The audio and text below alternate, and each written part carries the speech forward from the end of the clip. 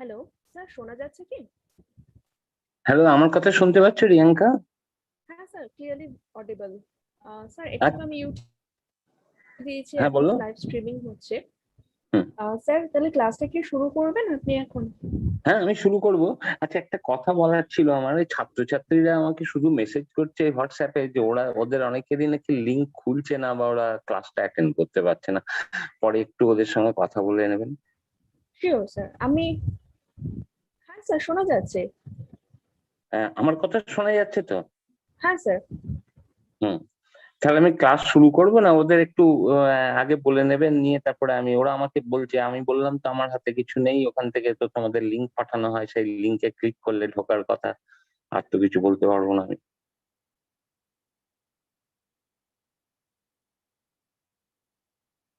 Hello. Hello sir, শোনা যাচ্ছে? হ্যাঁ, আমি শুনতে পাচ্ছি। Okay sir. আমার কোনো অ্যাকচুয়ালি অসুবিধা। না না, হ্যাঁ। অ্যাকচুয়ালি আমি ইউটিউবে ওটা লাইভ করছিলাম, তো মানে লাইভ স্ট্রিম হচ্ছিল, ওই জন্য ইকো হচ্ছিল একটা আর কি। আচ্ছা, আচ্ছা, আচ্ছা। তাহলে না, কি স্যার ক্লাস? আমি ভিডিওটা বন্ধ রেখেছি যাতে শোনা ভালো করে যায়, শোনাটাই ওকে, ইম্পর্টেন্ট। অসুবিধা নেই। তাহলে স্যার ক্লাসটা কি শুরু করবেন এখন? হ্যাঁ, আমি শুরু করি। Okay sir, okay. হুম। হুম।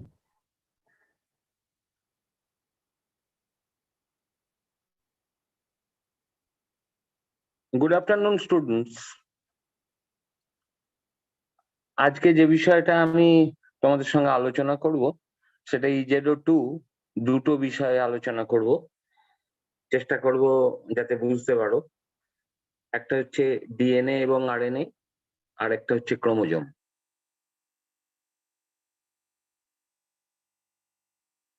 আহ আগে ডিএনএ এবং আরএনএ আলোচনা করব, কারণ ডিএনএ আরএনএ না বুঝলে ক্রোমোজোম বোঝা একটু অসুবিধে। যদিও তোমাদের স্টাডি মেটেরিয়ালে প্রথমে ক্রোমোজোম আছে, তারপরে ডিএনএ আরএনএ আছে। আমার মনে হয়েছে আগে ডিএনএ আরএনএ একটু বুঝে নিই আমরা, তারপর ক্রোমোজোমের ভেতরে আমরা ঢুকবো। ডিএনএ এবং আরএনএ হায়ার সেকেন্ডারি থেকে তোমরা শুনে এসছো, ডিঅক্সি রাইবোনিউক্লিক অ্যাসিড আর রাইবোনিউক্লিক অ্যাসিড, শর্টে ডিএনএ এবং আরএনএ। এই দুটো রাসায়নিক বস্তুকে একসঙ্গে বলা হয় নিউক্লিক অ্যাসিড। কেন নিউক্লিক অ্যাসিড বলা হয়? নিউক্লিয়াসে প্রাইমারিলি এরা তৈরি হয় বা থাকে, অ্যাসিডিক প্রকৃতি বা নেচার। সেই জন্য এই কম্পাউন্ড গুলোকে একসঙ্গে বা ডিএনএ কে আরএনএ কে একসঙ্গে নিউক্লিক অ্যাসিড বলা হয়। নিউক্লিক অ্যাসিড বুঝতেই পারলে দু রকমের হয়, তার মানে একটা হচ্ছে ডিঅক্সিরাইবোনিউক্লিক অ্যাসিড বা ডিএনএ, একটা আরএনএ বা রাইবোনিউক্লিক অ্যাসিড। ডিএনএ দ্বিতন্তু গঠন, স্পাইরালি হেলিক্যাল গঠন, এবং দুটো তন্তু একসঙ্গে পরস্পরের সঙ্গে প্যাঁচানো অবস্থায় থেকে ডিএনএ গঠন করে। প্রধানত বেশিরভাগ ইউক্যারিওটিক কোষের মধ্যে যে ডিএনএ থাকে তারা লিনিয়ার বা সরল রেখায় অবস্থান করে, কিন্তু কোনো কোনো ক্ষেত্রে ডিএনএ সার্কুলারও হতে পারে। এটা মাথায় রাখতে হবে যে বেশিরভাগ ক্ষেত্রেই ডিএনএ, অর্থাৎ যত ডিএনএ নিউক্লিয়াসে থাকে ইউক্যারিওটিক কোষে, সবাই লিনিয়ার বা সরল রেখা, তার সরল রৈখিক গঠন। কিন্তু কোনো কোনো জায়গায় যে ডিএনএ থাকে সেগুলো সার্কুলার, তার স্ট্রাকচার বা গঠন। কোথায় কোথায় সার্কুলার হয়? ব্যাকটেরিয়ার ভেতরে যে ডিএনএ থাকে সেটা প্রধানত সার্কুলার হয়। মাইটোকন্ড্রিয়ার ভেতরে ডিএনএ থাকে, সেটাও সার্কুলার হয়। ক্লোরোপ্লাস্টের ভেতরে যে ডিএনএ থাকে সেটাও সার্কুলার হয়। এই তিনটে ব্যতিক্রম বাদ দিলে বাকি সমস্ত জায়গার ডিএনএ হচ্ছে লিনিয়ার স্ট্রাকচার। আর ডিএনএ ডবল স্ট্যান্ডার্ড স্ট্রাকচার। অন্যথায় আরএনএ হলো সিঙ্গেল স্ট্যান্ডার্ড স্ট্রাকচার। দুটোই হেলিক্যাল স্ট্রাকচার, ডিএনএও হেলিক্যাল স্ট্রাকচার, আরএনএও হেলিক্যাল স্ট্রাকচার, কিন্তু DNA double helical structure, double strand দিয়ে তৈরি হয়। আরএনএ কিন্তু সিঙ্গেল স্ট্র্যান্ড দিয়ে তৈরি হয়। এই দুটো কম্পাউন্ড মানে নিউক্লিক অ্যাসিড, এরা এক ধরনের পলিমার কম্পাউন্ড। কেন রাসায়নিক ভাবে এদিকে পলিমার কম্পাউন্ড বলা হয়? পলিমার কম্পাউন্ড বলা হয় এই কারণে, কেমিস্ট্রিতে সেই সমস্ত কম্পাউন্ড হচ্ছে পলিমার কম্পাউন্ড যারা অনেক রিপিটিং ইউনিট দিয়ে কোনো একটা কম্পাউন্ডের রিপিটিং ইউনিট একসঙ্গে যুক্ত হয়ে যদি একটা অন্য কোনো কম্পাউন্ড তৈরি করে, তাহলে সেই ধরনের কম্পাউন্ডকে বলা হয় পলিমার। এরকম অনেক পলিমার কম্পাউন্ড আমরা ব্যবহার করি কেমিস্ট্রিতে। প্রচুর, যারা কেমিস্ট্রি পড়েছো একটু ধারণা আছে যে পলিমার কম্পাউন্ড, রাবার একটা পলিমার কম্পাউন্ড, পলিথিন একটা পলিমার কম্পাউন্ড, বিভিন্ন ধরনের পলিমার কম্পাউন্ড আছে। অনুরূপ ভাবে নিউক্লিক অ্যাসিড বা ডিএনএ এবং আরএনএও এক ধরনের পলিমার কম্পাউন্ড। তাহলে এদের রিপিটিং ইউনিটটা কি? রিপিটিং ইউনিট হচ্ছে nucleotide. N number of nucleotide পরস্পরের সঙ্গে যুক্ত হয়ে একটা তন্তু গঠন করে। এইরকম দুটো তন্তু পাশাপাশি যখন যুক্ত হয়ে স্পাইরালি কয়েলড হয় তখন ডিএনএ হয়, আর একটা তন্তু আরএনএ তৈরি করে। তাহলে একটা তন্তুতে কি থাকে? এন নাম্বার অফ নিউক্লিওটাইড থাকে। সে নিউক্লিওটাইড গুলো হচ্ছে মনোমার বা রিপিটিং ইউনিট। অসংখ্য নিউক্লিওটাইড পরস্পরের সঙ্গে যখন যুক্ত হয়ে যাবে তখন সেটা হয়ে যাবে একটা পলিমার কম্পাউন্ড, হয় ডিএনএ কিংবা আরএনএ। এখন নিউক্লিওটাইডটা কি সেটা আমাদের বুঝে নিতে হবে। নিউক্লিওটাইড হলো তিনটে রাসায়নিক কম্পাউন্ড বা যৌগ যখন একসঙ্গে যুক্ত হয় হয়ে যে কম্পাউন্ড তৈরি করে তাকে বলা হয় নিউক্লিওটাইড। কি কি তিনটে কম্পাউন্ড পরস্পরের সঙ্গে যুক্ত হলে নিউক্লিওটাইড গঠন করতে পারে?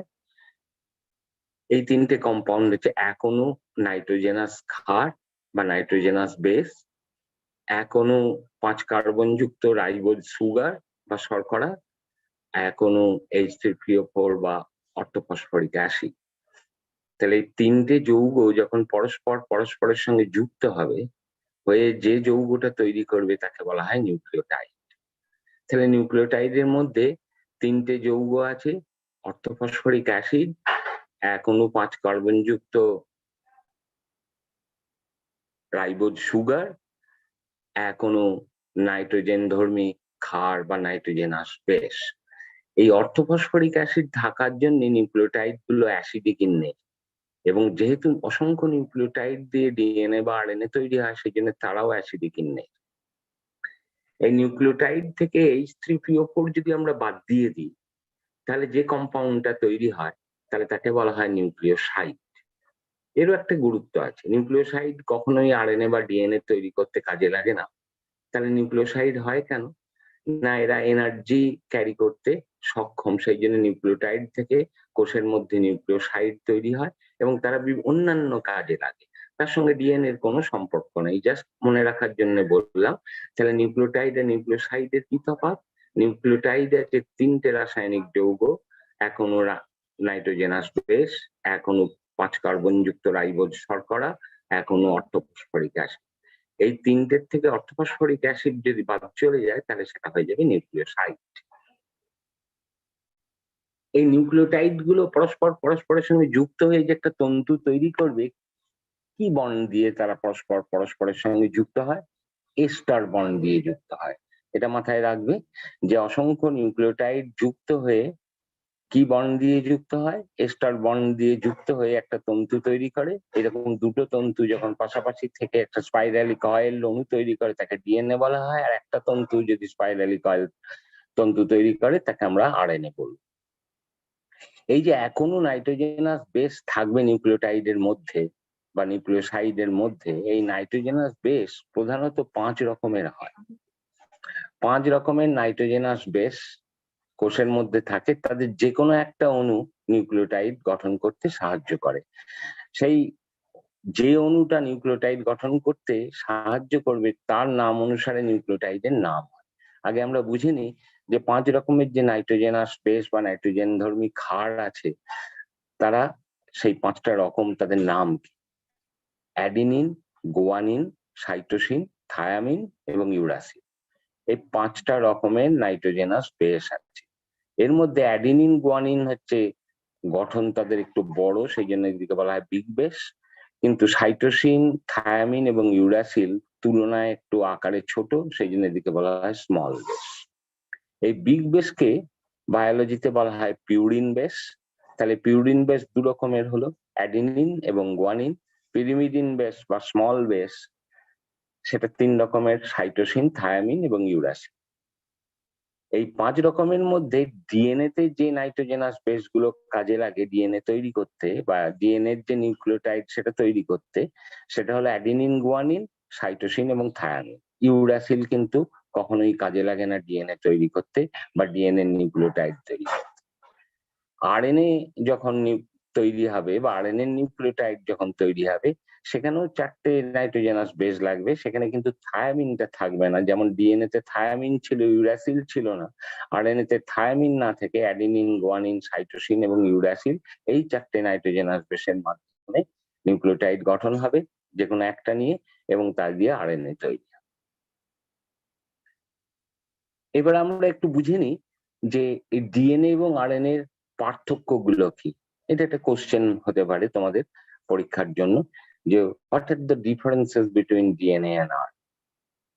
তাহলে প্রথম হচ্ছে নামে পার্থক্য। ডিএনএ মানে ডিঅক্সি রাইবোনিউক্লিক অ্যাসিড, আরএনএ মানে রাইবোনিউক্লিক অ্যাসিড। দ্বিতীয় পার্থক্য হলো ডিএনএ এর মধ্যে যে রাইবোজ সুগার থাকে, তার সেই সুগারের দ্বিতীয় পজিশনে একটা অক্সিজেন অণু কম থাকে, সেই জন্য এই সুগারটাকে বলা হয় ডিঅক্সি রাইবোজ সুগার। ডিঅক্সি মানে একটা অক্সিজেন অ্যাবসেন্ট রাইবোজ সুগারের, এবং সেই কোন অক্সিজেন অ্যাবসেন্ট, সেকেন্ড পজিশনে যে অক্সিজেনটা থাকে সেই অক্সিজেনটা অ্যাবসেন্ট। সেই জন্য এই সুগারটাকে বলা হয়, ডিএনএ তে যে রাইবোজ সুগার থাকে তাকে বলা হয় ডিঅক্সি রাইবোজ। কিন্তু আরএনএ তে যে রাইবোজ সুগার থাকে সেখানে সব অক্সিজেন গুলো প্রেজেন্ট থাকে বলে সেই সুগারটাকে বলা হয় শুধু রাইবোজ সুগার। আগেই বলেছি আমি যে ডিএনএ এবং আরএনএ হেলিক্যাল গঠন, তাদের প্যাঁচানো গঠন। সেই প্যাঁচানোর জিওমেট্রি অনুসারে ডিএনএ এর প্যাঁচটা কিরকম, বি ফর্মের প্যাঁচ হতে পারে, এ ফর্মের হতে পারে, জেড ফর্মের হতে পারে। এই যে কোনো তিনটের মধ্যে একটা প্যাঁচ ডিএনএ এর মধ্যে থাকতে পারে। আমি পরে আলোচনা করব এই প্যাঁচের উপরে নির্ভর করে ডিএনএ এর অনেক রকম প্রকারভেদ আছে, ক্লাসিফিকেশন আছে, সেটা আলোচনা করবো একটু পরে। তো ডিএনএ এর যে প্যাচটা সেটা কি ফর্মে হতে পারে, তিনটের যে কোনো একটা, এ ফর্মের হতে পারে, জেড ফর্মের হতে পারে, অথবা বি ফর্মের। কিন্তু আরএনএ কখনোই এ ফর্ম ছাড়া অন্য কোনো ফর্মের প্যাচ দিয়ে তার গঠন তৈরি হতে পারে না। তাহলে মাথায় রাখতে হবে যে আরএনএ এর প্যাচ গুলো সবসময়ই এ ফর্ম, হেলিক্যাল জিওমেট্রিটা হচ্ছে এ ফর্মের, কিন্তু ডিএনএ বি, এ অথবা জেড যে কোনো একটা ফর্মের হতে পারে। তৃতীয় পার্থক্য হচ্ছে কি না, ডিএনএ হচ্ছে দ্বিতন্তু স্ট্রাকচার, দুটো তন্তু থাকে, আরএনএ কিন্তু এক তন্তু স্ট্রাকচার। তার মানে ডিএনএ এর ক্ষেত্রে দুটো নিউক্লিওটাইডের চেন থাকবে। একটা চেন নিউক্লিওটাইডের আর একটা নিউক্লিওটাইড চেনের সঙ্গে কিভাবে যুক্ত হয়, হাইড্রোজেন বন্ড দিয়ে যুক্ত হয়। আরএনএ এর ক্ষেত্রে কিন্তু কেবলমাত্র একটাই নিউক্লিওটাইডের চেন থাকে। নেক্সট পার্থক্যটা কি না, এইমাত্র বললাম ডিএনএ তে নাইট্রোজেনাস বেস যেগুলো থাকে 4 রকমের থাকে, সেখানে ইউরাসিল বেসটা অনুপস্থিত থাকে, অ্যাডিনিন, গুয়ানিন, সাইটোসিন, থায়ামিন থাকে। আরএনএ এর ক্ষেত্রে অ্যাডিনিন, গুয়ানিন, সাইটোসিন, থায়ামিন অনুপস্থিত থাকে, ইউরাসিল থাকে। নেক্সট পার্থক্যটা অত্যন্ত গুরুত্বপূর্ণ পার্থক্য, এটা মাথায় রাখবে কারণ এর সঙ্গে রিলেটেড ক্রোমোজোমের গঠন আছে। সুতরাং এই পয়েন্টটা মাথায় রাখবে, কারণ নেক্সট আলোচনা আমরা ক্রোমোজোমে যাব যখন, এটা মাথায় রাখতে হবে। পার্থক্যটা কি, ডিএনএ হচ্ছে self replicating or self duplicating molecule. মানে কি, ডিএনএ নিজেই ডিএনএ তৈরি করতে পারে। সুতরাং একটা DNA is capable two synthesise another molecules of DNA. DNA তৈরি হওয়ার জন্য অন্য কারোর সাহায্য লাগে না, একটা ডিএনএ একাধিক ডিএনএ মলিকিউল তৈরি করতে পারে। এই ধরনের যদি কোনো রাসায়নিক যৌগ থাকে তাহলে তাকে বলা হয় সেলফ রেপ্লিকেটিং বা সেলফ ডুপ্লিকেটিং মলিকিউল। ডিএনএ সেই রকম একটা সেলফ রেপ্লিকেটিং বা সেলফ ডুপ্লিকেটিং মলিকিউল। আরএনএ কিন্তু কখনোই আরেকটা আরএনএ মলিকিউলস তৈরি করতে পারে। আরএনএ সবসময়ই ডিএনএ থেকে তৈরি হয়। সুতরাং আরএনএ তৈরি হতে গেলে ডিএনএ সাহায্য লাগবে। All RNA are synthesized from DNA. সেটা most important point of difference. DNA এর ক্ষেত্রে নিউক্লিওটাইড গুলো যে তৈরি হবে, সে একটা নিউক্লিওটাইড আর একটা নিউক্লিওটাইডের সঙ্গে যখন জোড় বাঁধবে হাইড্রোজেন বন্ড দিয়ে, তার একটা নির্দিষ্ট রীতি আছে। সেই রীতিটা কি, ডিএনএ এর ক্ষেত্রে অ্যাডেনিন সবসময় থায়ামিনের সঙ্গে জোড় বাঁধবে, সাইটোসিন সবসময় গুয়ানিনের সঙ্গে জোড় বাঁধবে। কিন্তু আরএনএ এর ক্ষেত্রে জোড় বাঁধাটা হচ্ছে অ্যাডেনিন সবসময় ইউরাসিলের সঙ্গে জোড় বাঁধে, আর গুয়ানিন সাইটোসিনের সঙ্গে জোট বাঁধে, যেহেতু থায়ামিন আরএনএ এর মধ্যে থাকে না। নেক্সট পয়েন্ট অফ ডিফারেন্স কি আরএনএ এবং ডিএনএ? পিউরিন এবং পিরিমিডিন বেস ডিএনএ এর মধ্যে ইকুয়াল নাম্বারে থাকে, অর্থাৎ যতগুলো একটা ডিএনএ মলিকিউলের যদি পিউরিন বেস এবং পিরিমিডিন বেস নাইট্রোজেনাস বেস আলাদা করি, তাহলে তার সংখ্যা এবং পরিমাণ যদি আমরা মেজার করি, তাহলে দেখবো যতগুলো সংখ্যায় পিউরিন বেস একটা মলিকিউল ডিএনএ এর মধ্যে আছে, ঠিক ততগুলো সংখ্যাতেই পিরিমিডিন বেস থাকবে একটা ডিএনএ মলিকিউলের মধ্যে। আরএনএ এর ক্ষেত্রে কিন্তু এরকম কোনো রুল বা নির্দিষ্ট নিয়ম নেই, সেখানে পিউরিন পিরিমিডিনের সংখ্যা পরিমাণ আলাদা আলাদা হতে পারে। নেক্সট পয়েন্ট অফ ডিফারেন্স কি না, ডিএনএ সবসময়ই আলট্রাভায়োলেট রে দ্বারা ক্ষতিগ্রস্ত হয়, খুব সেন্সিটিভ টু আলট্রাভায়োলেট রে। সুতরাং একটা ডিএনএ মলিকিউলস যদি এক্সপোজার হয় আলট্রাভায়োলেট রের এগেনস্টে, তাহলে ডিএনএটা ভেঙে যেতে পারে। কিন্তু আরএনএ তুলনামূলকভাবে রেজিস্ট্যান্ট টু আলট্রাভায়োলেট রে, যার জন্য সূর্যের প্রখর সূর্যের তাপে কোনো অ্যানিমেল থাকে না, কারণ সূর্যের আলোর মধ্যে প্রচুর আলট্রাভায়োলেট রে থাকে। সেই আলট্রাভায়োলেট রে ডিএনএ কে ড্যামেজ করতে পারে, ডিএনএ ড্যামেজ হলে শরীরের চরিত্রগত বৈশিষ্ট্যের পরিবর্তন হয়। এটা মাথায় রাখতে হবে যে DNA is very sensitive two ultraviolet রে।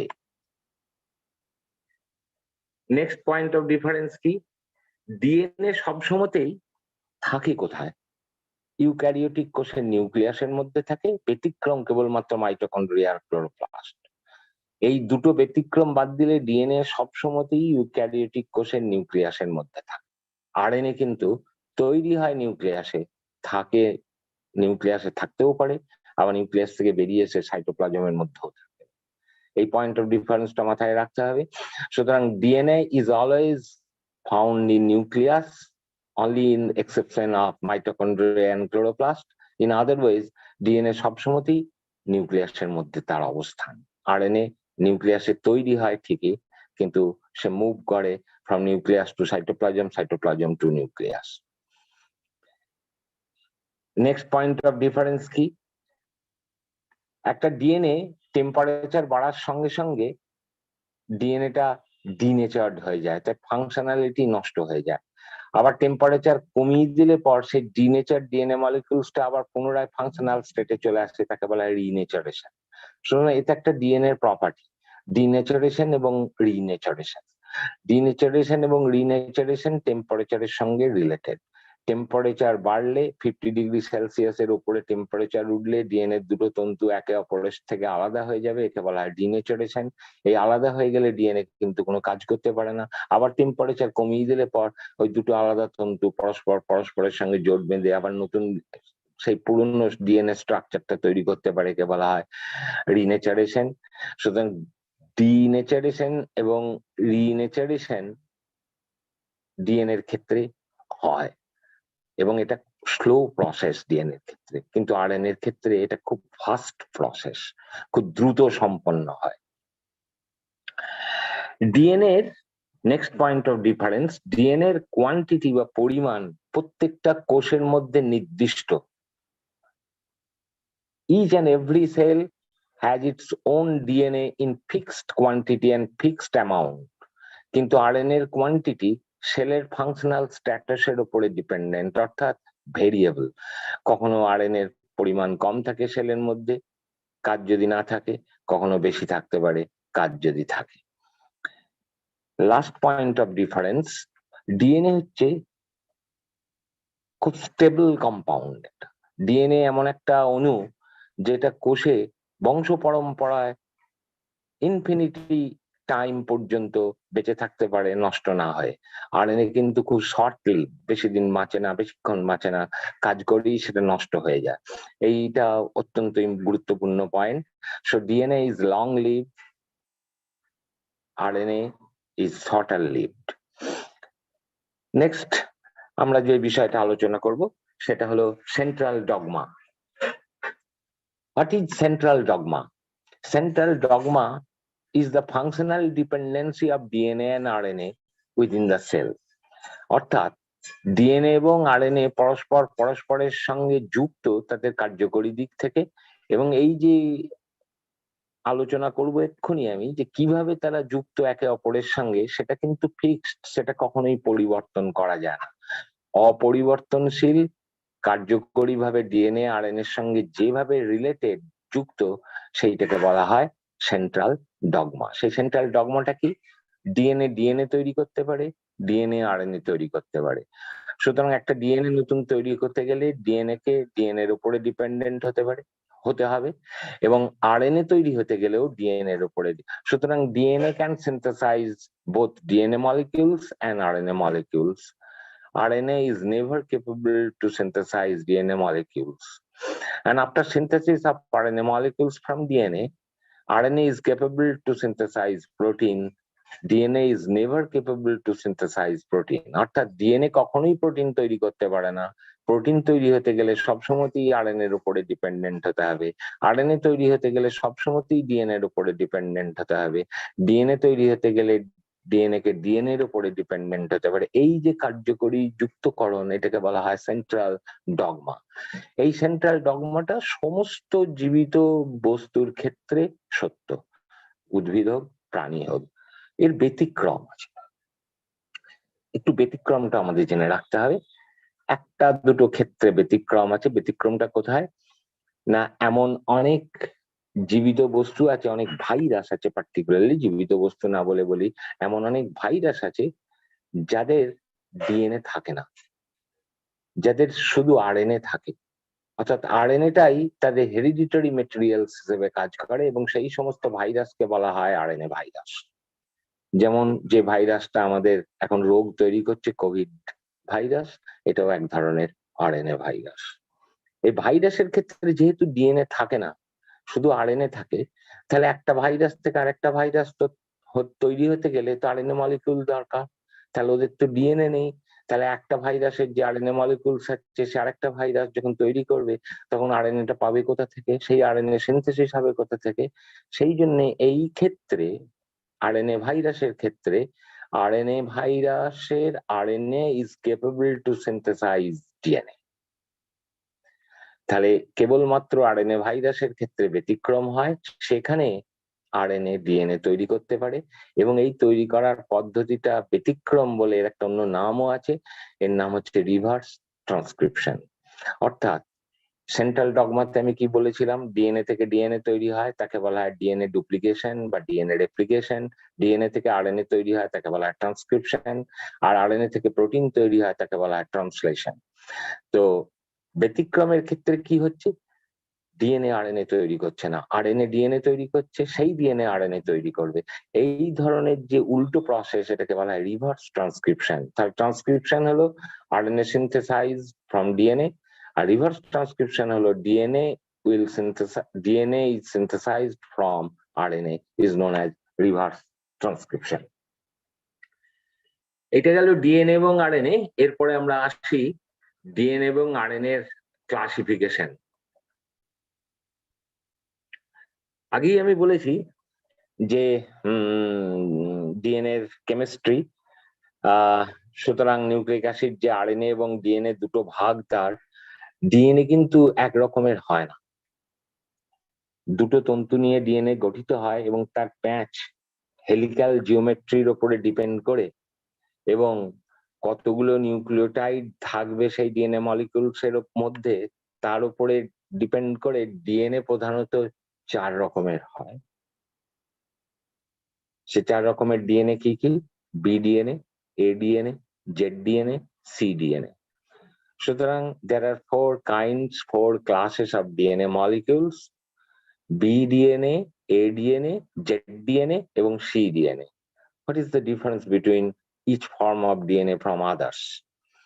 B DNA হচ্ছে সেই ডিএনএ মলিকিউলস যার দুটো তন্তু প্যাঁচ খাবে লেফট হ্যান্ডেড ডাইরেকশনে, অর্থাৎ বাঁ দিকে প্যাঁচানো থাকে।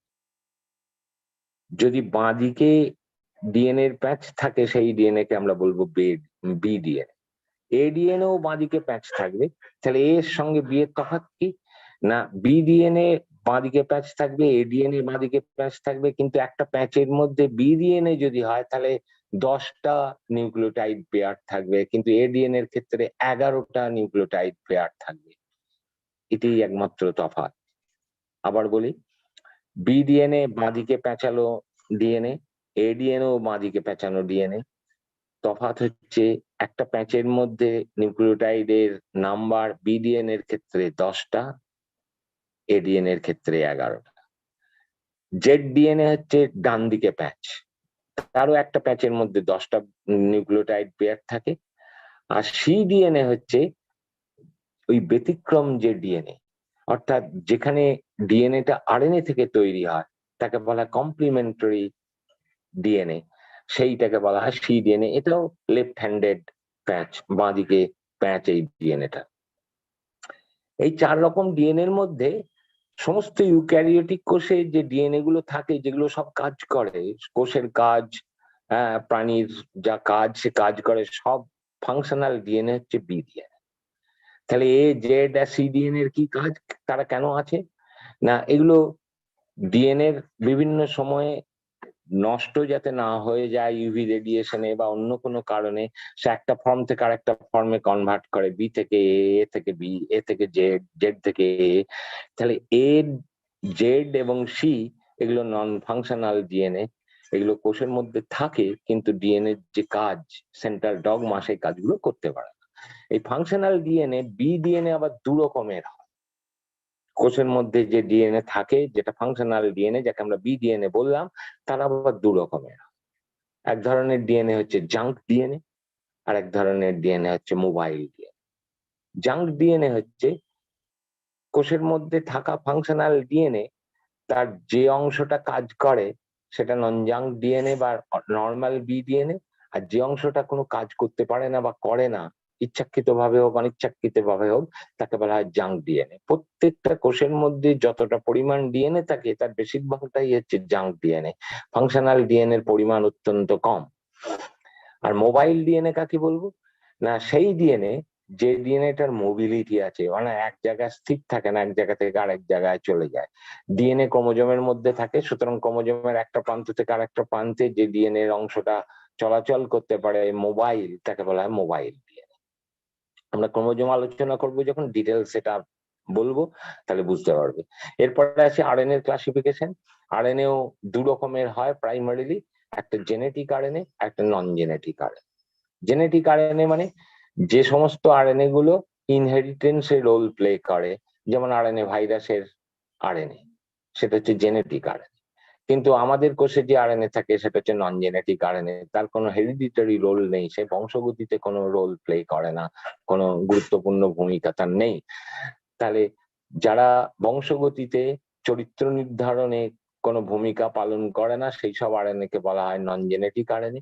আর যারা ভূমিকা পালন করে, বংশগতির ধারক ও বাহকের হিসেবে কাজ করে, তাদেরকে বলা হয় জেনেটিক আরএনএ।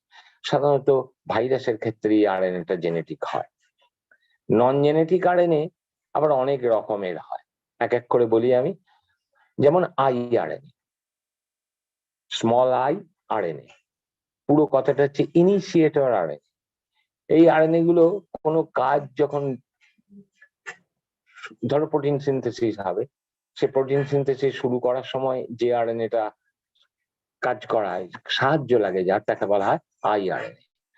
তারপরে ক্লাস হচ্ছে এসএনআরএনএ, স্মল নিউক্লিয়ার আরএনএ। এই আরএনএ গুলো খুব সাইজ ছোট এবং নিউক্লিয়াসের মধ্যেই তৈরি হয়, সাধারণত এনজাইম হিসেবে কাজ করে এসএনআরএনএ। তাহলে ফার্স্ট ক্লাসটা কি হলো? নন genetic RNA, IRNA. Second class হলো এসএনআরএনএ। থার্ড ক্লাস হলো এসসিআরএনএ। যেমন এসএনআরএনএ ওটাও স্মল সাইজ, এসসিআরএনএও স্মল সাইজ। তাহলে এসএন কি না, ওটা নিউক্লিয়াসে তার কেবলমাত্র অবস্থান, সে কখনো সাইটোপ্লাজমে আসে না, সেই জন্য ওর নাম স্মল নিউক্লিয়ার আরএনএ। আর এসসি হলো কি, সাইটোপ্লাজমেই তার সবসময় অবস্থান, সেই জন্য তার স্মল সাইটোপ্লাজমিক আরএনএ। একই কাজ এদের, এনজাইম হিসেবে কাজ করে, কিন্তু একটা সাইটোপ্লাজমে করে এসসিআরএনএ, একটা নিউক্লিয়াসে করে, একটা হলো এসএনআরএনএ। এরপরের ক্লাসটা হচ্ছে টিমস আরএনএ, টিলোমেরিক আরএনএ। এটা ক্রোমোজোমের টিলোমিয়ার অঞ্চলে কেবলমাত্র সংশ্লেষিত হয় এবং কাজ করে। এবং টেলোমিয়ার অঞ্চল ক্রোমোজোম বলবো এক্ষুনি, তখনই বুঝতে পারবে টেলোমিয়ার অঞ্চল কাকে বলে। সুতরাং সেই অঞ্চলে থাকা আরএনএ তাকে বলা হয় টিমস আরএনএ বা টেলোমেরিক আরএনএ। নেক্সট আরএনএ হলো জি আরএনএ বা গাইড আরএনএ। এটা কিন্তু সব কোষে থাকে না, এটা মাথায় রাখবে, এটা একটা ক্লাস অফ আরএনএ। কেবলমাত্র কিছু প্রোটোজোয়ার মধ্যে এটা থাকে, যেমন ট্রাইপ্যানোসোমার মধ্যে থাকে। গাইড আরএনএ, একে বলা জি আরএনএ বা guide RNA. Next RNA class হলো mic RNA.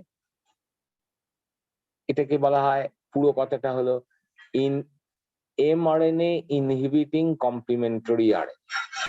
Mic, MIC, mic RNA. মিকটার পুরো কথাটা কি? MRNA inhibiting complementary RNA. তাহলে এমআরএনএ হলো এক ধরনের স্পেশাল টাইপের আরএনএ। সেই আরএনএ যখন সংশ্লেষিত হয়, সেই সংশ্লেষে বাধাদানকারী যে আরএনএ তাকে বলা হয় মিক আরএনএ। এরপরে অ্যান্টিসেন্স আরএনএ, নেক্সট ক্লাস হচ্ছে অ্যান্টিসেন্স আরএনএ। অ্যান্টিসেন্স আরএনএ সাধারণত কার্যকরী হয় ডিএনএ এর উপরে। ডিএনএ যখন আরএনএ তৈরি করে, অ্যান্টিসেন্স আরএনএ সেই ডিএনএ এর সঙ্গে পেয়ার করে গিয়ে আরএনএ তৈরি করতে দেয় না, সেই জন্য একে বলা হয় অ্যান্টিসেন্স আরএনএ। এরপরে তিনটে ক্লাস অত্যন্ত গুরুত্বপূর্ণ ক্লাস, অত্যন্ত ফাংশনালি ইম্পর্টেন্ট আরএনএ এর ক্লাস, সেটা হচ্ছে আর আরএনএ, টি আরএনএ আর এমআরএনএ। আর আরএনএ হলো কি? Ribosomal RNA. রাইবোজোমাল আরএনএ নামটা শুনেই বোঝা যাচ্ছে এই ধরনের আরএনএ গুলো রাইবোজোমস এর মধ্যে থাকে। রাইবোজোমস হচ্ছে একটা সাইটোপ্লাজমিক পার্টিকেল, এবং যারা প্রোটিন সিনথেসিস করতে সাহায্য করে সেই রাইবোজোমস এর মধ্যে যে আরএনএ থাকে তাকে বলা আর আরএনএ বা রাইবোজোমাল আরএনএ। টি আরএনএ ট্রান্সফার আরএনএ, এরা প্রোটিন সিনথেসিসে সাহায্য করে, সাইটোপ্লাজমের মধ্যে থাকে, নিউক্লিয়াস থেকে তৈরি হয়, হয়ে সাইটোপ্লাজমে চলে আসে এবং প্রোটিন সংশ্লেষে সাহায্যকারী আরএনএ, সেই জন্য একে বলা হয় ট্রান্সফার আরএনএ। প্রাইমারি কাজটা কি না, অ্যামিনো অ্যাসিড গুলোকে ধরে নিয়ে এসে প্রোটিন সংশ্লেষে সাহায্য করে। এর একটা অন্য নামও আছে, এস আরএনএ বা সলিবুল আরএনএ। তাহলে টি আরএনএ যা, তাই এস আরএনএ, এরা সাইটোপ্লাজমে থাকে। নেক্সট আরএনএ হচ্ছে এমআরএনএ বা মেসেঞ্জার আরএনএ। এটা গুরুত্বপূর্ণ আরএনএ মলিকিউলস। এমআরএনএ কি না, এমআরএনএ হচ্ছে ডিএনএ এর মধ্যে থাকা জিন, সেটা যখন আরএনএ তে সংশ্লেষিত হয়, সেই মেসেজটা আরএনএ এর মাধ্যমে আসে, সেই আরএনএটাকে বলা হয় এমআরএনএ, যাকে দেখে একটা প্রোটিন সংশ্লেষিত হয়, সেই জন্য একে নাম হচ্ছে মেসেঞ্জার আরএনএ। অর্থাৎ it gives the message for the synthesis of protein from DNA to protein, সেই জন্য এর নাম মেসেঞ্জার আরএনএ। আর লাস্ট ক্লাস অফ আরএনএ হচ্ছে এইচএন আরএনএ বা হেটারোজিনিয়াস আরএনএ। এই আরএনএটা অ্যাকচুয়ালি একটা নতুন ক্লাস হলেও এটা এমআরএনএরই একটা ভাগ। কিরকম? এমআরএনএ যখন সংশ্লেষিত হয় ডিএনএ থেকে, তখন সেটা কিন্তু এমআরএনএ ফর্মে সংশ্লেষিত হয় না, একটা নন ফাংশনাল ফর্মে সংশ্লেষিত হয়, এবং সেই নন ফাংশনাল এমআরএনএটাকে বলা হয় এইচএনআরএনএ বা হেটারোজিনিয়াস আরএনএ। সেই হেটারোজিনিয়াস আরএনএটা টেলারিং প্রসেসে, অর্থাৎ কাটা ছেঁড়া করে সেটা ফাংশনাল এমআরএনএ তৈরি হয়। সুতরাং এমআরএনএ এর অ্যানসেস্টর ফর্ম হচ্ছে এইচএনআরএনএ আর ফাংশনাল ফর্ম হচ্ছে এমআরএনএ। ডিএনএ আরএনএ আশা করি তোমরা বুঝলে। এরপর সেকেন্ড টপিক আমি আলোচনা করব, সেটা হচ্ছে ক্রোমোজোম। ক্রোমোজোম নামটা খুব শোনা এবং অত্যন্ত গুরুত্বপূর্ণ একটা নিউক্লিয়ার অর্গানেলি, কোষের organelle. Without any chromosome no cell can survive, কোনো কোষই বেঁচে থাকতে পারে না। এখন প্রশ্ন হলো যে ক্রোমোজোম আগে ডিফাইন করে নি, যে ক্রোমোজোম কাকে বলবো, ক্রোমোজোম কথাটার মানে কি। ক্রোমোজোম কথাটা দুটো শব্দের যোগ করে ক্রোমোজোম শব্দটা তৈরি হয়েছে। ক্রোমা মানে হলো কালার বা রঙিন, সোমা মানে হলো বডি, ক্রোমোজোম মানে কালার্ড বডি, অর্থাৎ রঙিন বস্তু যা কোষের নিউক্লিয়াসের মধ্যে থাকে। মাইক্রোস্কোপে যদি আমরা দেখি তাহলে তাকেই আমরা বলবো ক্রোমোজোম। এই ক্রোমোজোম ফ্লেমিং প্রথম নামকরণ করেন, এবং একটা জিনিস মাথায় রাখবে যে ক্রোমোজোম প্রত্যেকটা ইউক্যারিওটিক কোষের নিউক্লিয়াসে থাকবে, এবং সংখ্যায় কত থাকবে সেটা স্পিসিস স্পেসিফিক, অর্থাৎ একটা নির্দিষ্ট প্রজাতির ক্রোমোজোম সংখ্যা কনস্ট্যান্ট, কখনোই পরিবর্তন হয় না। উদাহরণস্বরূপ আমরা আলোচনা করতে পারি মানুষের ক্রোমোজোম সংখ্যা 23 জোড়া, 46।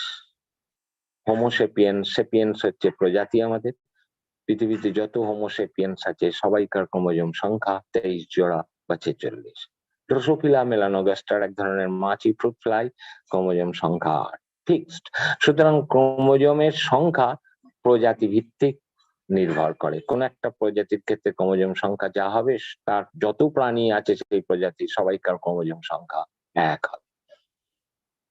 ক্রোমোজোম কি ইউক্যারিওটিক প্রোক্যারিওটিক সকল কোষেই থাকে?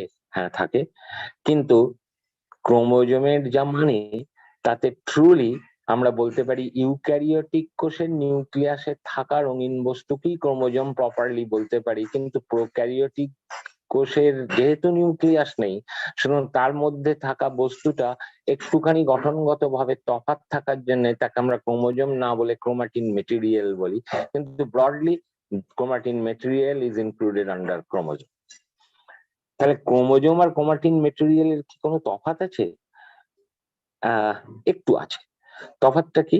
ক্রোমোজোম সাধারণত গঠিত হয় প্রোটিন এবং ডিএনএ এর সংমিশ্রণ,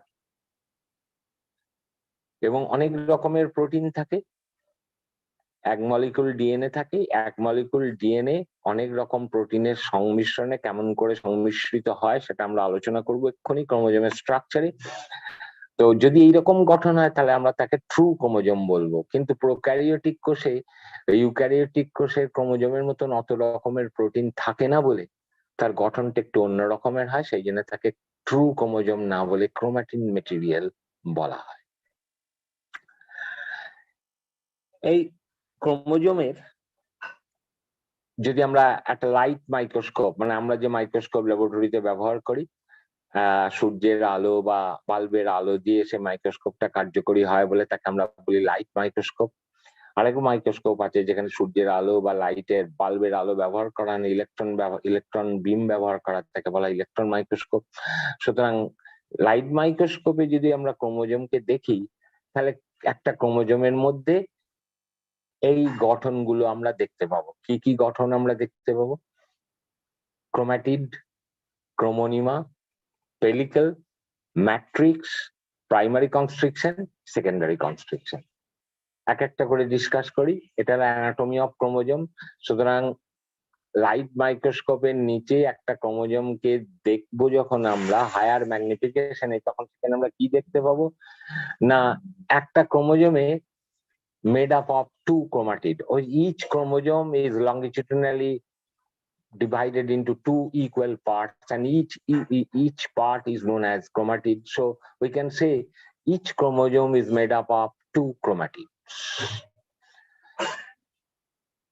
এই প্রত্যেকটা ক্রোমাটিডের ভেতরে একটা থ্রেড লাইক স্ট্রাকচার থাকে, সেটা কিছুই নয় ডিএনএ, তাকে বলা হয় ক্রোমোনিমা।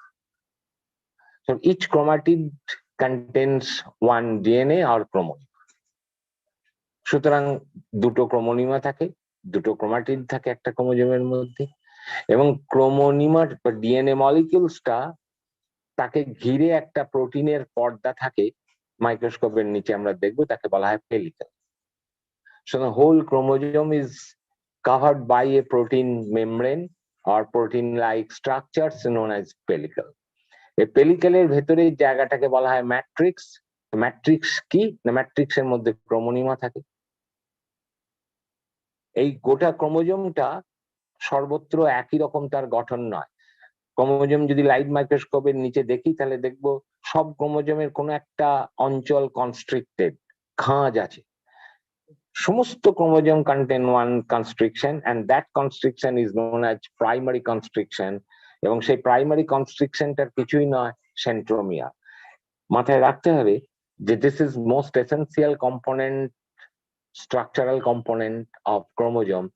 Each and every chromosome must bear a primary constriction or centromere.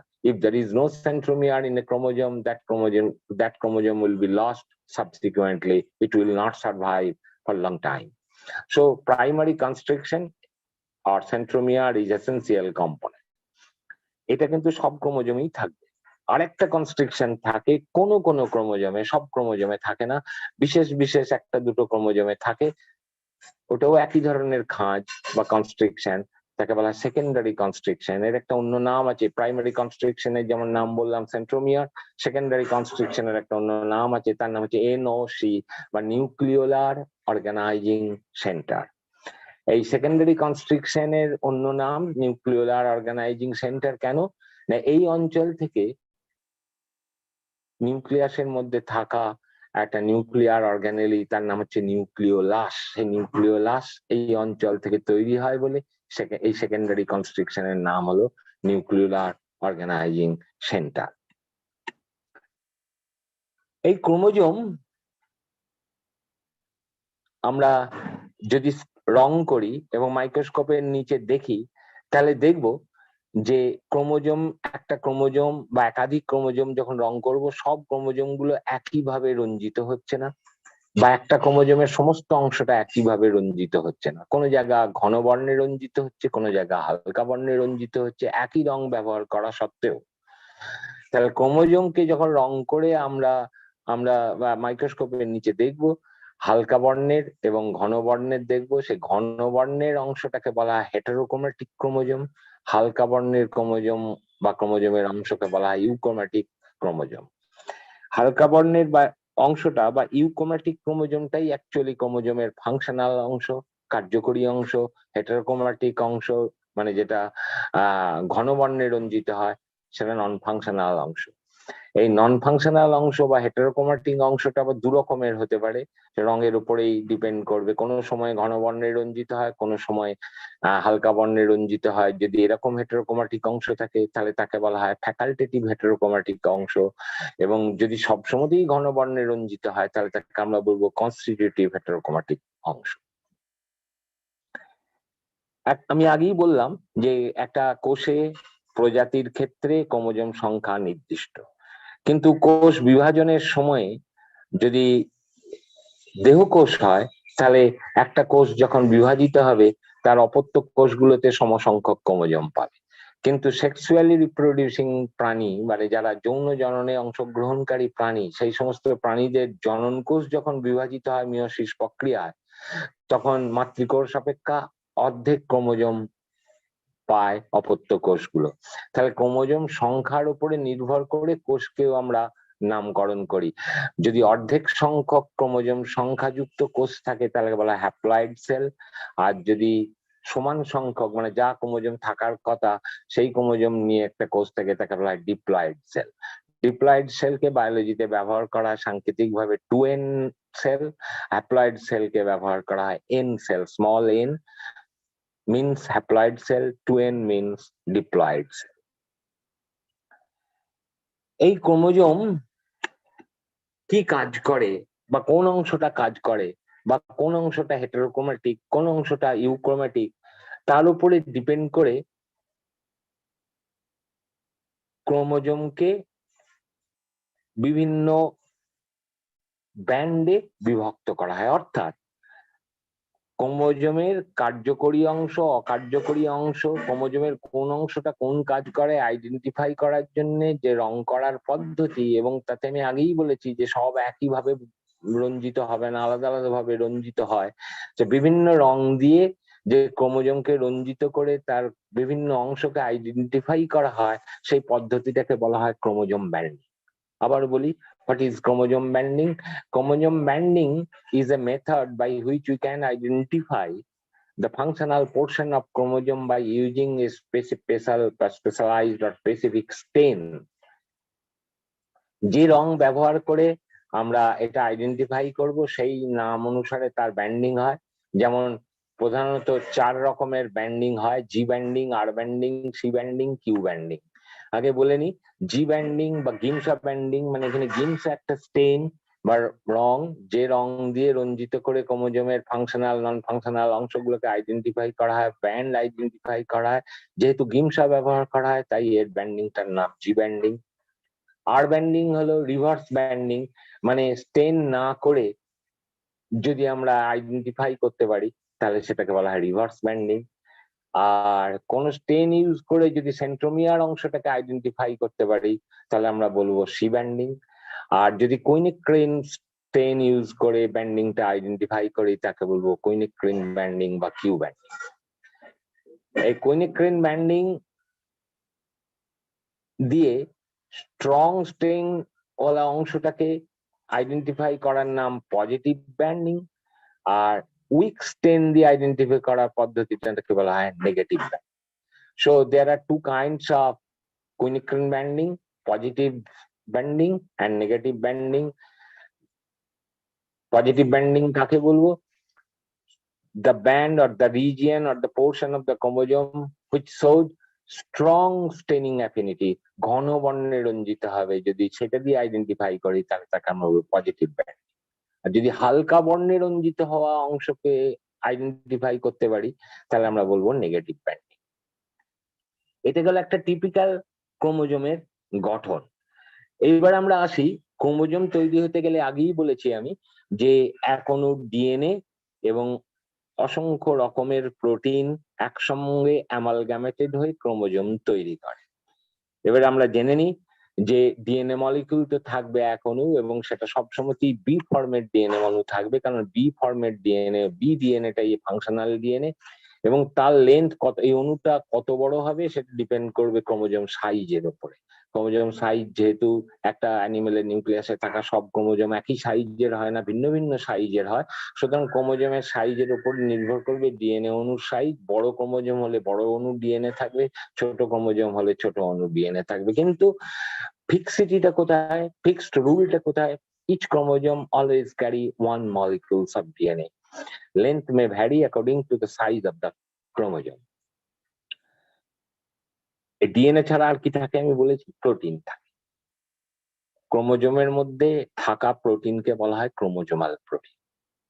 প্রধানত দু রকমের ক্রোমোজোমাল প্রোটিন দিয়ে তার সঙ্গে ডিএনএ যুক্ত হয়ে একটা ক্রোমোজোম তৈরি হয়। সেই দু রকম ক্রোমোজোমাল প্রোটিনটা কি? একরকম হলো হিস্টোন প্রোটিন, আর এক রকমের হলো non histone protein. Histone protein ক্ষারধর্মী protein, non histone protein acidic protein, কিছু কিছু ক্ষেত্রে ক্ষারধর্মী প্রোটিন। অম্লধর্মী অথবা ক্ষারধর্মী উভয় প্রকারই হতে পারে নন হিস্টোন প্রোটিন, কিন্তু হিস্টোন প্রোটিন সবসময়ই ক্ষারধর্মী প্রোটিন। হিস্টোন প্রোটিন প্রধানত 5 রকমের থাকে একটা ক্রোমোজোমের মধ্যে। হিস্টোন 1 বা H1, হিস্টোন 2A বা H2A, হিস্টোন 2B বা H2B, H3 বা হিস্টোন 3, H4 বা হিস্টোন 4। এই 5 রকমের হিস্টোন প্রোটিন একটা ক্রোমোজোমের মধ্যে থাকে। এই 5 রকমের হিস্টোন প্রোটিন তার মধ্যে কেউ কেউ যেমন H1, H2A, 2B arginine rich, arginine হচ্ছে অ্যামিনো অ্যাসিড বেশি পরিমাণে থাকে সেই জন্য আর্জিনিন রিচ, H3, H4 হচ্ছে লাইসিন রিচ হিস্টোন প্রোটিন। তাহলে 5 রকমের হিস্টোন প্রোটিন। আর নন হিস্টোন প্রোটিন 3 রকমের প্রধানত থাকে। কি কি নন হিস্টোন প্রোটিন থাকে? Condensin complex protein, topoisomerase 2 protein, kinesin family member 4 বা KIF4 প্রোটিন। আবার বলি, 5 রকমের হিস্টোন প্রোটিন, 3 রকমের নন হিস্টোন প্রোটিন। 3 রকমের নন হিস্টোন প্রোটিন কি কি? Condensin complex protein, topoisomerase 2 protein, kinesin family member 4 or KIF4 protein. এই 5 আর 3 8 রকমের প্রোটিন মলিকিউল যদি ডিএনএ এর সঙ্গে অ্যামালগামেট করে তবে তাকে আমরা ট্রুলি ক্রোমোজোম বলতে পারি। যেহেতু এই এত রকমের প্রোটিন প্রোক্যারিওটিক ক্রোমোজোমস এর মধ্যে থাকে না, তাই প্রোক্যারিওটিক ক্রোমোজোমস কে আবার বলি ক্রোমাটিন মেটেরিয়াল বলা হয়। এখন প্রশ্ন হলো, তোমাদের মনে প্রশ্ন জাগবেই যে এত রকমের 5 আর 3 8 রকমের প্রোটিন একটা ডিএনএ অণুর সঙ্গে কিভাবে তারা, তাদের সজ্জারীতি কি, কেমন ভাবে তারা অ্যামালগামেট করে, কেমন করে ক্রোমোজোমের এই স্ট্রাকচার যেটা আমি এক্ষুনি ডিসকাস করলাম, কেমন করে এই গঠনটা তৈরি করে। তাহলে এটাকে বলা হয় মলিকিউলার স্ট্রাকচার অফ ক্রোমোজোম। তাহলে একটু বলে নি মলিকিউলার স্ট্রাকচার অফ ক্রোমোজোম। যে কনসেপ্টের মাধ্যমে, এটা একটা থিওরিটিক্যাল কনসেপ্ট, কারণ মলিকিউলার আণবিক গঠন ক্রোমোজোমস এর মাইক্রোস্কোপের নিচে দেখা যায় না, সুতরাং এর যে গঠন হয় মডেলিং এর মাধ্যমে, থিওরিটিক্যাল কনসেপশনের মাধ্যমে মডেলিং তৈরি করা। সেই মডেলিং এর মাধ্যমে আমরা ছবি এঁকে বোঝাতে পারি। যেমন ডিএনএ এর গঠন আমরা জানি, আমি বললাম সেটা থিওরিটিক্যাল কনসেপ্ট বা মডেল থেকে এসেছে, ওয়াটসন এন্ড ক্রিক দিয়েছিলেন। তেমনি এই নিউক্লিওজোম কনসেপ্ট মডেলের মাধ্যমে ক্রোমোজোমসের মলিকিউলার স্ট্রাকচার বর্ণনা করা যায়। সেই প্রোটিনগুলো কিভাবে থাকে, অ্যাকচুয়ালি নিউক্লিওজোম কনসেপ্টটা কিছুই নয়, আমি একটা অ্যানালজি দিয়ে বোঝানোর চেষ্টা করছি। বিডেড স্ট্রিং, পুঁতির মালা যেমন দেখতে হয়, নিউক্লিওজোম কনসেপ্ট হচ্ছে ক্রোমোজোমের এমন একটা স্ট্রাকচার যেটা পুঁতির মালার মতন। একটু ক্লিয়ার করে দিই, পুঁতিগুলো কি? Nucleosome particle. সুতোটা কি? DNA molecules. তাহলে নিউক্লিওজোম পার্টিকেল গুলো ডিএনএ দিয়ে বাঁধা অবস্থায়, যেমন পুঁতিগুলো সুতো দিয়ে বাঁধা অবস্থায় থাকলে বিডেড স্ট্রিং হয়, ঠিক তেমনি নিউক্লিওজোম গুলো ডিএনএ দিয়ে বাঁধা অবস্থায় থেকে যে কনসেপ্ট ক্রোমোজোমের স্ট্রাকচারটা তৈরি করে তাকে বলা হয় nucleosome concept of chromosome structure. কিরকম করে গঠন করে? ওখানে পুঁতি বললাম, এখানে নিউক্লিওজোমে কি থাকে? 8 অণু হিস্টোন প্রোটিন থাকে। 8 অণু হিস্টোন প্রোটিন দিয়ে নিউক্লিওজোমের কোর অংশটা তৈরি হয়, পুঁতির কোর অংশটা তৈরি হয়। সে 8 অণু হিস্টোন কি কি থাকে? 2 অণু 2A, 2 অণু 2B, 2 অণু 3, 2 অণু 4। মোট 4 দুগুণে 4 রকমের হিস্টোন, 2 অণু করে 8 অণু একসঙ্গে অ্যামালগামেট করার পর ওই 8টা হিস্টোন অণুকে 1.65 টার্ন প্যাচ দিয়ে ডিএনএ বেঁধে ফেলে। আবার বলি, 8 অণু হিস্টোন প্রোটিন, 2 অণু of each H2A, 2B, 3 and 4 histone octamer, তাকে ডিএনএ বাঁধবে কেমন করে?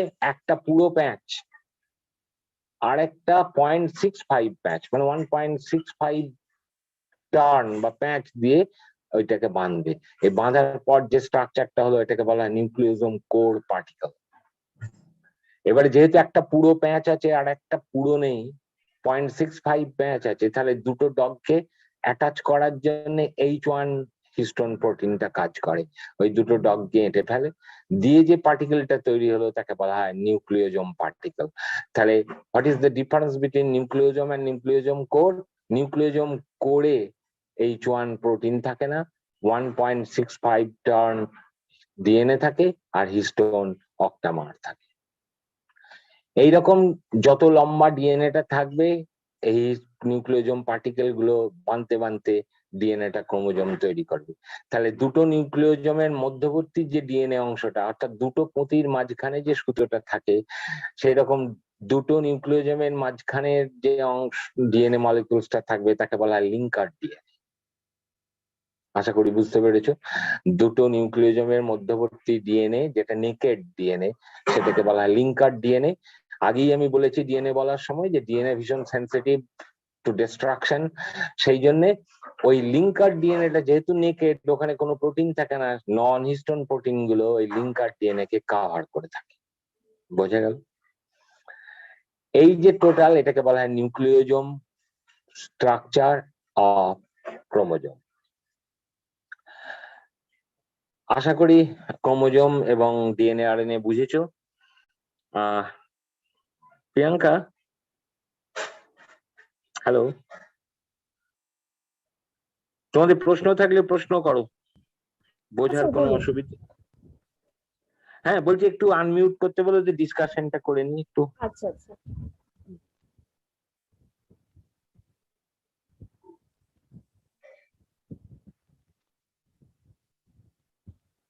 হ্যালো স্যার, হ্যাঁ বলছিলাম স্যার আমার হচ্ছে একটু প্রবলেম হচ্ছে, ওইখানটা ডিএনএ আরএনএ ওই যে সেকশন গুলো বোঝাচ্ছিল, ওইখানটা আমার একটু প্রবলেম হচ্ছে। আপনি যদি সেকশন তুমি আরেকবার প্রশ্নটা বলো, প্রবলেম বলার দরকার নেই, কি প্রশ্ন তোমার বলো, কোনখানটা বুঝতে পারো? অ্যাকচুয়ালি স্যার আমার কাছে বই নেই, তো আমি যেখানটা আমার যতটুকু মনে আছে আমি ওই জায়গাটা, আমার যেখানটা প্রবলেম হচ্ছে আমি বলছি, আপনি ওই সেকশন গুলো যদি মানে বলেন, আরেকটু বলে দেন ভালো হয়। ডিএনএ এর ক্ষেত্রে না আরএনএ, দুজনের ক্ষেত্রে? ডিএনএ এর ক্ষেত্রে। ডিএনএ প্রথমেই বলি এক এক করে। শর্ট করে আমি বলি, ডিএনএ ডবল হেলিক্যাল স্ট্রাকচার, দুটো তন্তু পাশাপাশি হেলিক্স থাকে, দুটো থ্রেড থাকে। Each thread is made up of n number of nucleotide, অসংখ্য। সেটা ডিএনএ কত লম্বা হবে তার উপরে নির্ভর করবে নিউক্লিওটাইডের সংখ্যা। যাই হোক, দুটো থ্রেড পাশাপাশি তৈরি হয়। থ্রেড মানে কি না, n নাম্বার অফ নিউক্লিওটাইড পরস্পরের সঙ্গে যোগ হবে, যোগ হয়ে একটা থ্রেড তৈরি করে। যোগটা কিসের মাধ্যমে হয়? কেমিক্যাল বন্ডিং, যার নাম হচ্ছে এস্টার বন্ড। তাহলে একটা নিউক্লিওটাইড আর একটা নিউক্লিওটাইডের সঙ্গে যোগ হবে এস্টার বন্ড দিয়ে, আরেকটা nucleotide ester bond n number of যুক্ত একটা থ্রেড তৈরি হলো, অনুরূপ ভাবে আরেকটা থ্রেড তৈরি হলো। এই দুটো থ্রেড পাশাপাশি যুক্ত হবে হাইড্রোজেন বন্ড দিয়ে। তাহলে ব্যাপারটা কিরকম দাঁড়ালো? একটা ল্যাডার দেখেছো, ল্যাডার মানে মই, সিঁড়ি, সেই সিঁড়ির মতন দাঁড়ালো। এবারে ওইটার দুটো ডগ ধরে যদি পেঁচিয়ে দিই, it looks like a DNA. Sir একটু ম্যাট্রিক্স সম্বন্ধে যদি কিছু বলেন। ম্যাট্রিক্স, কোনটা? হ্যাঁ, ম্যাট্রিক্স ক্রোমোজোমের ম্যাট্রিক্স। হ্যাঁ, ক্রোমোজোমের ম্যাট্রিক্স। হ্যাঁ, ম্যাট্রিক্স হচ্ছে এটা যে ক্রোমোজোমের দুটো স্ট্রাকচার বলেছি আমি তোমাদের, একটা বলেছি লাইট মাইক্রোস্কোপিক স্ট্রাকচার আর একটা বলেছি molecular structure. Functional structure of chromosome হচ্ছে মলিকুলার স্ট্রাকচার, পোস্ট গ্রাজুয়েট করলে ডিটেল পড়বে, এটা তোমাদের অত নেই। আর লাইট মাইক্রোস্কোপিক স্ট্রাকচারটা কিন্তু ফাংশনাল স্ট্রাকচার নয়। আমরা চোখে লাইট মাইক্রোস্কোপে যেটা দেখবো ক্রোমোজোমকে কিরকম দেখবো তার গঠনটা আমি বললাম। তা ক্রোমোজোমটা যদি লাইট মাইক্রোস্কোপে দেখি তাহলে দেখবো একটা টোটাল এন্টিটি, একটা বডি, সেটার চারপাশে একটা কেউ ঘিরে আছে, সেই ঘিরে থাকা অংশটাকে বলা হয় পর্দা বা মেমব্রেন। অ্যাকচুয়ালি ক্রোমোজোমে কোনো পর্দা নেই, আর মলিকুলার স্ট্রাকচার আমি বোঝানোর চেষ্টা করেছি কোনো পর্দা নেই, কিন্তু লাইট মাইক্রোস্কোপে দেখলে মনে হবে একটা পর্দা দিয়ে ঘেরা অংশ ক্রোমোজোমটা। সে পর্দাটা যেহেতু লাইট মাইক্রোস্কোপে দেখা যায় তার নাম দিয়েছি পেলিকেল। পেলিকেল দিয়ে ঘেরা অংশ যা আছে ক্রোমোজোমের ভেতরে সেটাকে বলা হয় ম্যাট্রিক্স। ম্যাট্রিক্স এর মধ্যেই ক্রোমোনিমা থাকে। বোঝা গেল? স্যার জিন কিভাবে রিলেটেড ডিএনএ আরএনএ এর সঙ্গে? ডিএনএ আরএনএ এর সঙ্গে রিলেটেড নয়, আমি সেন্ট্রাল ডগমাটা বোঝানোর চেষ্টা করেছি। সেন্ট্রাল ডগমা কি না, functional dependency of DNA RNA.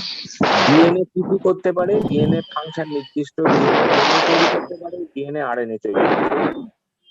RNA কি করতে পারে? এক্সকিউজ মি, কারোটা নিঃশ্বাস আসছে, প্লিজ বন্ধ করুন, আনমিউট করুন, কারোটা নিঃশ্বাস আসছে। আমি আবার বললি, সেন্ট্রাল ডগমা হচ্ছে functional dependencies between DNA and RNA. সেটাকে এবং সেন্ট্রাল ডগমাটা fixed for all DNA and RNA. What is central dogma? DNA is able to synthesize DNA. DNA is able to synthesize RNA. Fixed. And RNA is able to synthesize protein. Sir linker DNA একবার please sir repeat. Linker DNA সম্বন্ধে। হ্যাঁ, linker DNA.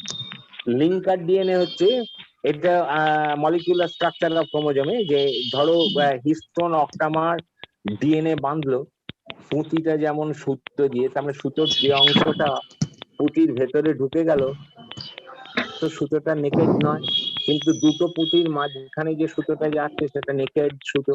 ঠিক তেমনি ডিএনএটা যখন nucleosome তৈরি করছে, দুটো নিউক্লিওজোমের মাঝে ডিএনএ এর অংশটা হচ্ছে নেকেড, সেটাকে বলা হয় লিঙ্কার ডিএনএ। স্যার হিস্টোন প্রোটিনের 1.65 প্যাচটা একটু বলবেন। নিউক্লিওজোম কি দিয়ে, মানে পুঁতিটা, মানে অ্যানালজিটা আমি যেটা বোঝানোর চেষ্টা করছি, পুঁতি ইজ ইকুইভ্যালেন্ট টু নিউক্লিওজোম। তা নিউক্লিওজোম বা পুঁতিটা কি দিয়ে তৈরি হয়?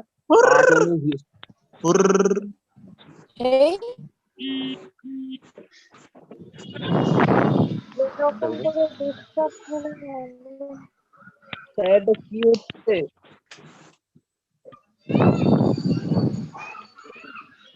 হ্যালো স্যার একটু স্যার, হিস্টোন আপনার- প্রোটিনটা স্যার আপনার কথা কম, অন্য আওয়াজ বেশি আসছে, সবাইকে মিউট করতে বলুন। স্যার আনমিউট করতে গেলে নয়েজ হচ্ছে প্রচুর। নয়েজ হচ্ছে কি, এরকম ডিস্টারবেন্স হলে তো ক্লাস করা সম্ভব নয় তোমাদের।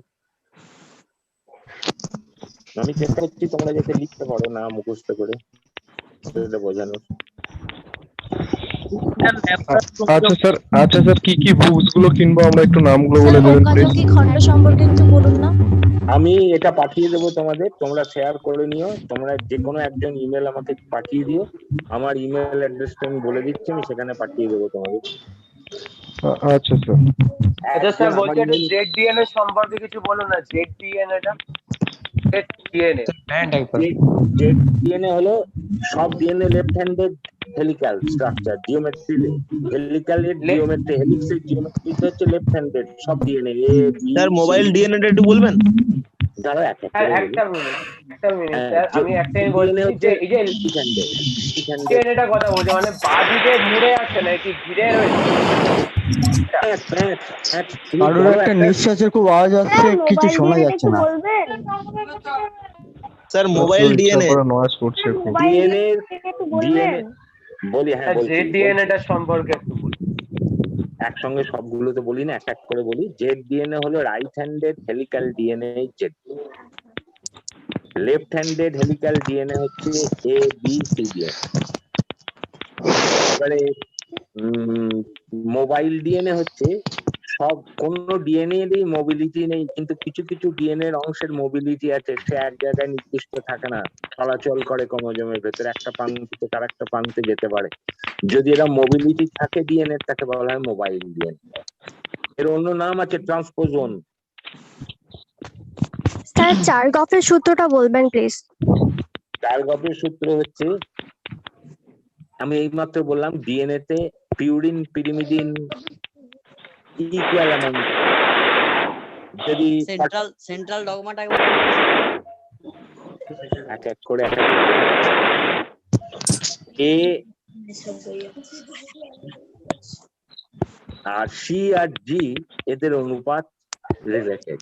সিজির অনুপাতের উপরে এটির অনুপাত হবে, এটির অনুপাতের উপরে সিজির অনুপাত হবে একটা ডিএনএ মলিকিউলস এর মধ্যে। এটা চার্লগফ প্রমাণ করেছিলেন, তাই এর নাম চার্লগফ। সিডিএনএ সম্পর্কে একটু বলুন না। সিডিএনএ হচ্ছে ওই যে বললাম যে ব্যতিক্রম আছে সেন্ট্রাল ডগমার। যদি আরএনএ ডিএনএ তৈরি করে, তাহলে যে ডিএনএটা তৈরি হবে তাকে বলা হয় সিডিএনএ। কমপ্লিমেন্টারি নিউক্লিওজোম আর নিউক্লিওজোম কোডের পার্থক্যটা একটু বলুন। নিউক্লিওজোম হচ্ছে এই যে বললাম হিস্টোন অক্টামার, তাকে ডিএনএটা বাঁধবে একটা ফুল টার্ন আর 0.65 টার্ন, মানে বাঁধার নিয়মটা হচ্ছে 1.65 টার্ন দিয়ে